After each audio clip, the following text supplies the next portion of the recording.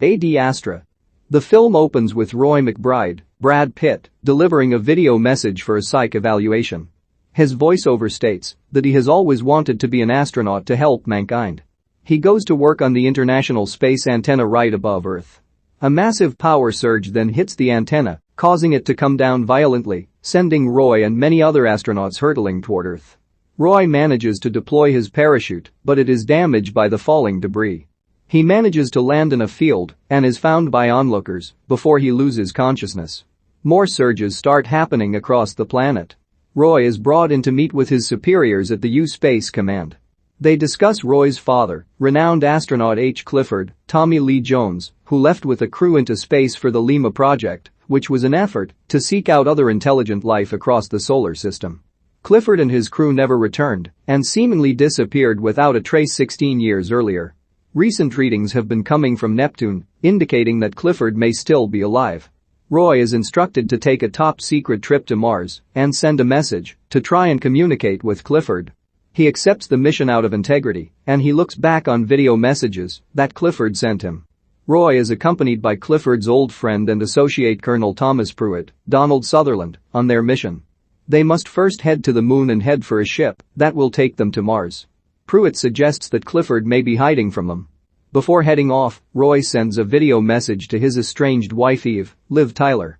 Roy and Pruitt join the crew on the moon, where they find themselves ambushed by space bandits. Most of the crew is killed, and Pruitt is severely injured. Roy manages to fight some off and get away with his life. Before boarding for Mars, Roy is urged by Pruitt to succeed before he is brought to intensive care. Roy joins the Cepheus crew, Captain Lawrence Tanner, Donnie Keshawers, Donald Stanford, Loren Dean, Franklin Yoshida, Bobby Nish, and Lorraine Devers, Kimberly Elise, as they head to Mars.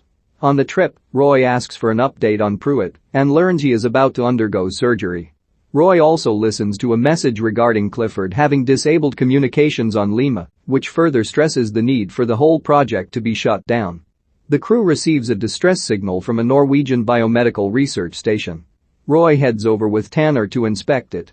It is empty, save for a baboon that was a test subject. It mauls Tanner and then goes to attack Roy, who manages to kill it by shooting it. Roy tries to get Tanner out, but another baboon attacks.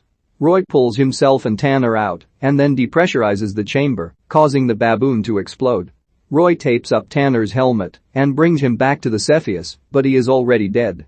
The crew mourns Tanner and has a service for him before ejecting his body out into space.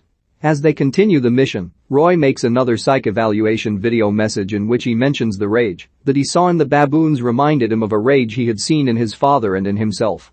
Roy has always had something of a fear of Clifford, and he wishes to be nothing like him. The crew arrives on Mars, but another pulse causes their ship's systems to shut down. They manage to land their shuttle safely.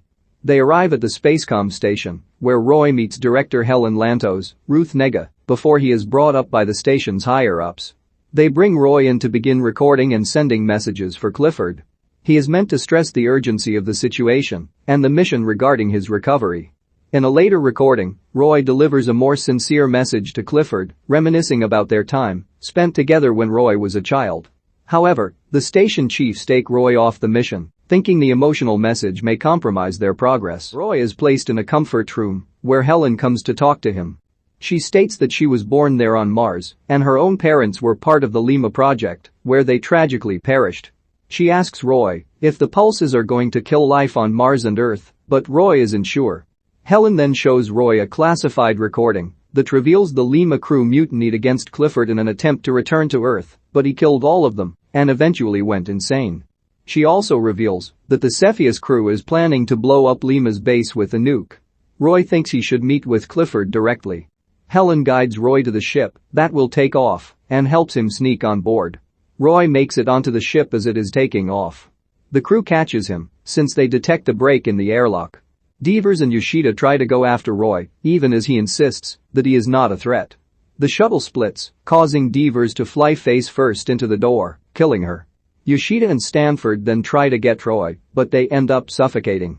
Roy takes command of the ship and heads to Neptune on his own. He is out there for several weeks, in which he thinks about Eve and Clifford, among other things.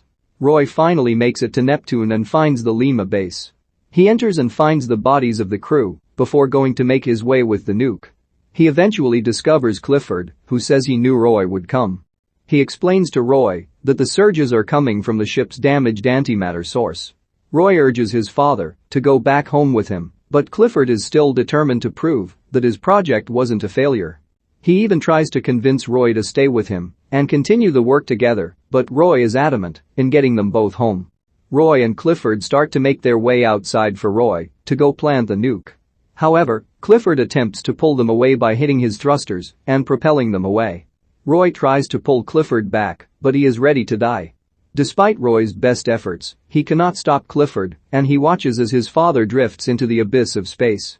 Roy finds himself on the verge of giving up, but he makes it back to the base to plant the nuke. He then breaks off a piece of the hull to protect himself from the incoming rocks as he makes his way back to the ship. He propels himself there and boards the ship. As the Lima base explodes, Roy uses the explosion to help him make it back to Earth.